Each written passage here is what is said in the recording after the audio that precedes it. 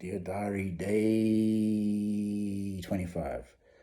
So, just thinking about how we're living in paranoid times, and not the first time for me, because I can tell you, Yeovil 1980s, state of emergency, people being dragged off in the middle of the night, detention without trial, all of that stuff. People were pretty paranoid then too, I can tell you. And in amongst all of this, I'm at a party one night. There's this guy, I'll just call him Charlie. Everybody knows Charlie. He's like a fixture of the jaw, sort of a stand up in the crowd kind of guy, black guy, cowboy hat, always has the cowboy hat. He comes over to me and he gives me a cap of LSD.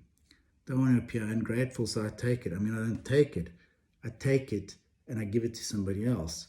And the guy I give it to, probably not the wisest decision. Let's call him Jim. Jim's not a very stable guy, conspiracy theorist, toxic psychosis suffers from, when you think and then you really lose your shit. So it wasn't the wisest decision, but you know what? That's how it happened. So cut to, there's a dinner party at the commune I stay at. I mean, everybody's tense. It's not a fun night. James, I live with, has just played at an in-conscription campaign, and some journalist was there, took a photograph, and he's appeared on the front page of the Star, which maybe in a normal circumstances would be a good thing, but not if you're on the run from the army. So he was on edge. Then there's another guy, let's call him Riyadh, also a musician, large guy. He's there. His girlfriend has just been picked up by the security police and sort of dragged off. So he's feeling sort of down and on edge. And the next minute, there's like a pounding on the door. Pound, pound, pound. This is the police. Nobody knocks like this. This isn't normal. James is out the house over the back wall. Riyadh, large guy, needs a lot of help getting over the back wall. So I'm sort of lifting him up, helping him over. Takes a while, get him over. Think, okay, now I can escape.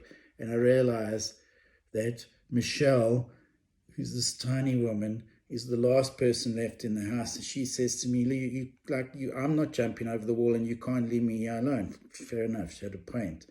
Anyway, so now I've got to go and answer the front door, and the pounding has just kept on. I thought, that's a bit odd. You would have thought they'd kicked the door in by now. But anyway, they hadn't. And they're pound, pound, pound. Okay, open the door. It's Jim. He says, "Who am I?" Turns out this batch of LSD was a bad batch, and he'd really lost his shit. Yeah, anyway.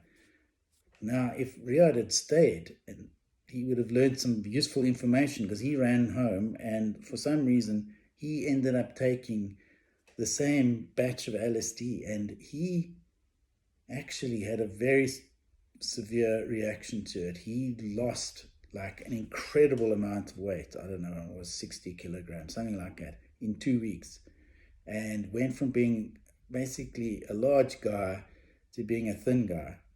And he stayed a thin guy for the rest of his life. I think the moment had impacted on him so badly. Anyway, so this is why you should stay at home, because this shit doesn't happen when you stay at home.